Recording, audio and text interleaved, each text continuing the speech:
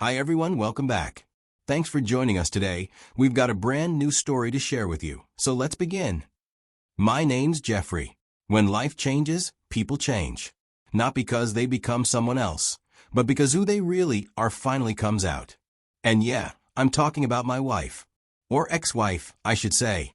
The moment life handed her a fortune she didn't work for, and everything tilted in her favor, that's when her mask slipped, and I saw her for who she really was. What followed after that? Well, let's just say, if you think money changes everything, you're right. But not always in the way you expect. This happened on a Wednesday. I got off work around 6, same as usual. My job was a warehouse supervisor at a logistics company, decent hours, honest work, but nowhere near what I used to earn. Still, I was grateful to be working at all. The sun was already dipping when I pulled into the driveway, and I was just tired. I wasn't expecting anything. I even remember thinking I might take a longer shower that evening, maybe get a minute of quiet before dinner. When I walked into the house, the first thing I saw was Vanessa sitting on the couch with her two brothers. Now, that didn't throw me off. Those two pop in every now and then. They've always been close, always had a reason to be around. I nodded toward them and kept moving. I dropped my keys in the little bowl by the hallway table, took off my shoes, and headed straight to the bedroom like I always do. That was my ritual. My wife, Vanessa, didn't say a word when I walked in, and neither did the brothers beyond a quick head nod. But I didn't pick up on it at the time. I just figured I'd catch up with them later after I changed. Now, before we go further, I think it's important to explain the situation we were in. Things hadn't been easy for us for a while.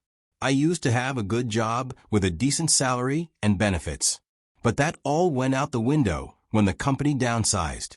I looked for something close to what I had, but nothing came up that didn't require relocating or taking a major pay cut. Eventually, I took what I could find, because sitting at home jobless wasn't an option. Still, it was a big shift for us, from upper-middle comfort to scraping by. And the thing is, my wife, Vanessa, never really bought into it. She said she believed me, but her actions told a different story. She started checking up on what I spent, asking where every dollar went. I'd give her my pay stubs, explain the deductions, and show her the bills. But deep down, she didn't trust it. She thought I was hiding money, spending it on someone else, or holding out. That led to arguments. It wasn't just about money. It became about respect and about trust. I felt like I was dragging a weight up a hill alone, providing what I could, working long hours, and still being treated like a liar.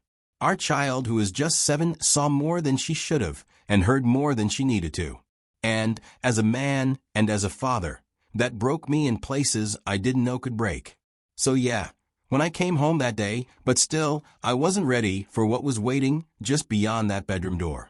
When I walked into the bedroom, my shirt was halfway unbuttoned, and I was reaching for the towel on the back of the door. My plan was simple. Shower first, then anything else can follow. But as soon as I pulled off my shirt, I heard the door open behind me. It was Vanessa. She just stood there, arms crossed, blocking the door like a checkpoint, and said, "We need to talk." I didn't even turn to look at her right away. I just said, "Can I shower first?" I already knew where this might go. We had been tense for weeks. Conversations had turned into arguments. Arguments had turned into silence. I figured if I could delay it just a little, maybe we'd both cool down and talk like adults. But Vanessa wasn't having it. "No," she snapped. "You're not pushing this off.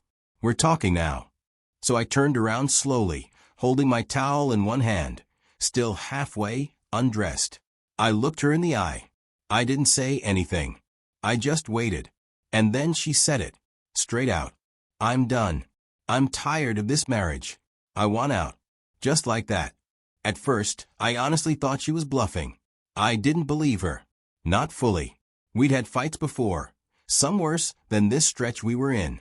People say a lot of things in the heat of frustration. I figured she was just venting, trying to shock me into a reaction. So I did what people sometimes do when they feel cornered. I shrugged it off. I said something dismissive. "Then go ahead," I told her. "If that's what you really want, do it." I didn't yell or beg. I was taken aback when Vanessa reached into her bag and brought out a thick envelope which she handed over to me. When I looked through it, I didn't even register what it was. But once I saw the words, Petition for Dissolution of Marriage, stamped on the top, everything inside me just dropped. Divorce papers. Already signed by her. I stared at her, trying to make sense of it. We'd been married for almost 9 years. Built a life together. Fought through bills, sickness, birthdays, late nights with the kids. And here she was, calmly telling me it was over, like she was reading a grocery list.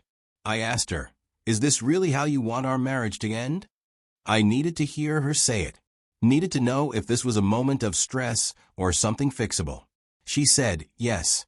It was like I'd already been erased from her life, and this was just her cleaning up the last detail. I didn't know what to say back. I was not sure what I was even doing. I finally decided to head toward the bathroom when Vanessa suddenly screamed like she was in danger. It was confusing because we hadn't been arguing. I wasn't even near her. But the way she yelled, anyone listening would have thought I had raised a hand to her. That scream was a strategy. It was meant to summon her brothers. And it worked. Within seconds, the bedroom door burst open. Her 2 brothers stormed in, with no questions asked. One of them grabbed me by the back of my head, the other by my shirt, and before I could even speak, they were dragging me through the hallway. I wasn't resisting. I was too stunned to even process what was happening. They yanked me out like I was some intruder. They shoved me out the front door onto the porch like garbage. One of them looked at me with pure disgust and said, "Don't come back here. Ever." The other added, "You heard her. You're done. You don't belong here anymore." I looked them in the eye and said the only thing I could, "You're going to regret doing this to me." They laughed. One of them actually clapped his hands and shouted, "Go cry to a lawyer." And then they slammed the door in my face. I asked them to allow me to take my things, but I was ignored. I was humiliated. But I was going to do something legally, and in a way they'd never see coming. So I called my lawyer. He didn't ask many questions on the phone, just told me he was coming. He brought something for me to wear. Within an hour, we were sitting in a cramped office at the police station. I walked them through the entire incident, step by step, and explained how her brothers physically threw me out of the house. My lawyer took notes silently. When I finished, he leaned back, tapped his pen against his notebook, and said, "This isn't just divorce. There's something else going on here." He had a point. This was extreme and sudden. He told me that when a woman ends a marriage this coldly, it usually means she already has a next step lined up, either someone else or something she doesn't want me to know. That idea made me sick to my stomach because it started to make sense. She hadn't been acting normally in the weeks before. We agreed on 2 things that day. First, we weren't going to fight the divorce, at least not directly. If she wanted out, she could have it. But we were going to fight back where it counted. I had been physically assaulted and unlawfully thrown out of my own home. That couldn't go unanswered. So we filed a formal police report against both of her brothers. Assault. Forced eviction. The whole thing.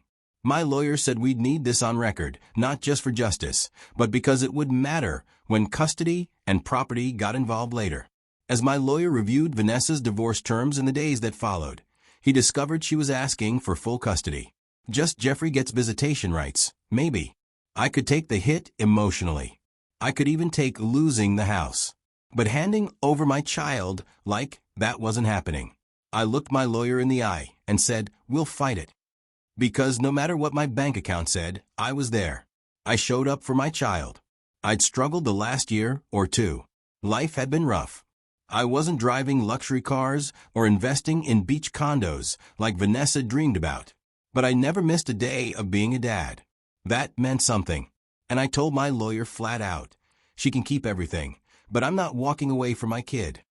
The legal process was tense from the start, with both sides digging in. But it was like a month in, just as the custody battle was heating up, that we realized something. My lawyer called me one afternoon with a voice that sounded surprised. Apparently, during document review, something came up that hadn't been disclosed up front. Vanessa had recently come into money. A lot of money. One of her aunts had passed away and left her a massive inheritance. Stocks, primarily. We're not talking a couple thousand tucked away in a retirement fund. This was over $10 million. That one fact made everything click in my head. Her attitude, her rush to file, her sudden coldness, and this aggressive push for full custody. She wasn't just leaving me. She was repositioning her entire life, with money in her corner and the assumption that I'd be too weak to fight back. But once that detail came out, my lawyer jumped on it.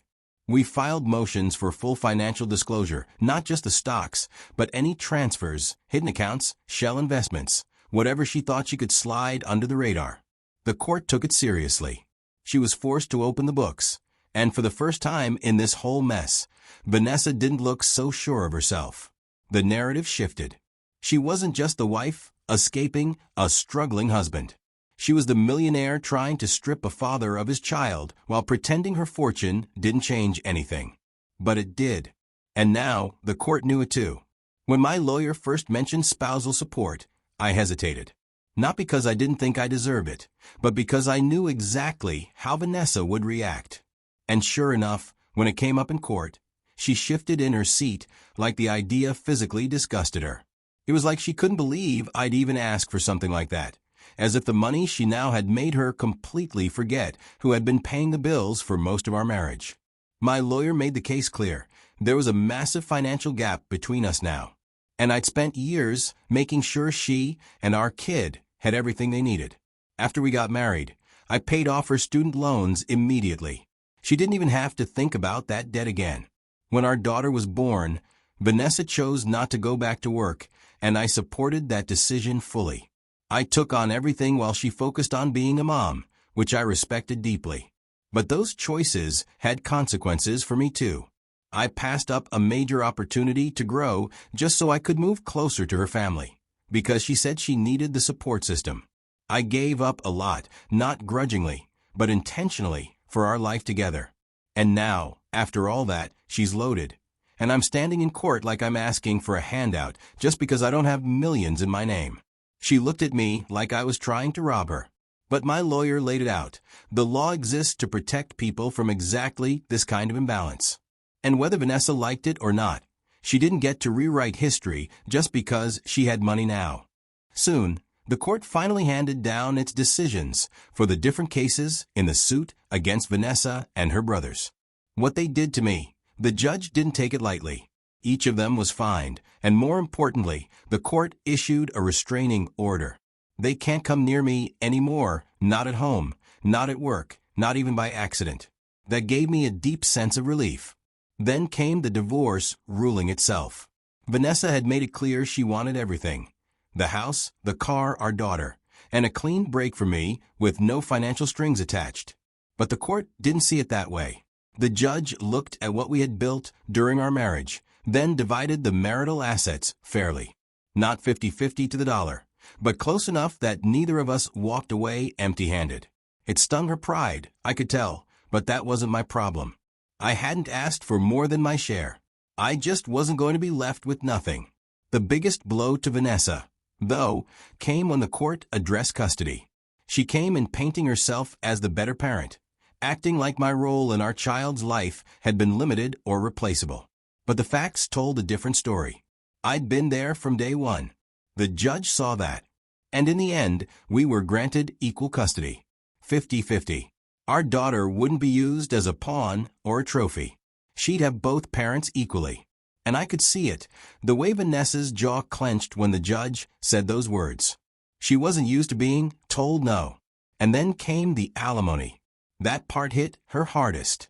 The court looked at the years we'd spent together, at how I supported the household while she was still finding her footing. They considered the shift in financial balance, the fact that she now had more than enough to live comfortably, while I had to rebuild. The ruling. Vanessa would have to pay me monthly alimony for a set period. Not forever, but enough to help me get stable. I could feel her glare burning a hole in the side of my face. She genuinely believed that because the money was inherited, it made her untouchable. The law didn't see it that way, and for once, neither did the people enforcing it. When the court session ended and I stepped outside, Vanessa came storming out after me. She walked right up, pointed her finger at me, and spat out the word shameless. Said I was disgusting for taking a woman's money, money I hadn't earned. I didn't flinch. I just looked at her and smiled. I told her, "Thank you, Vanessa, for divorcing me." That was it. Whether she knew it or not, she'd done me a favor. That divorce was freedom. And, yeah, the alimony the court ordered, she didn't expect that. Vanessa tried to fight it, of course. Filed an appeal almost immediately. Probably thought she could charm her way into reversing the decision or twist it into some technicality. But it didn't work. The court stood firm, and so did I. She fell apart trying to shame me in front of people who had already made up their minds. After all the legal back and forth finally ended, life slowed down in a way I didn't expect. And for the first time in a long time, I wasn't stuck chasing overtime hours just to keep up with someone else's expectations. I stopped living paycheck to paycheck. I stopped waking up with that sick feeling in my gut about bills and rent and whether we had enough groceries for the week. I made a decision early on. I wasn't going to let the bitterness of the divorce touch my child. Whatever had happened between my child's mother and me, the child wasn't going to carry the weight of it. So I showed up. I was there, fully. When we spent time, I started learning the names of the child's favorite cartoons and how he liked his sandwiches cut. Those little things used to blur by when I was running on fumes, working 2 jobs, and still coming home to complaints. Now, I finally had the bandwidth to just be present. And let me tell you, that's a different kind of wealth. I got a fair share of the marital assets in the divorce. It wasn't everything, but it was enough to set me on steady ground. And with the alimony payments she was now legally obligated to make, I didn't have to stretch myself thin doing work I hated just to survive. I wasn't rich, not by any means, but I was stable. And when you've lived in chaos long enough, stability feels like luxury. I moved into a modest place that I actually liked. No one hovered over my shoulder, telling me what was wrong or what I forgot to do. The peace was something I hadn't realized I missed until I had it again. What surprised me most was how little I actually needed.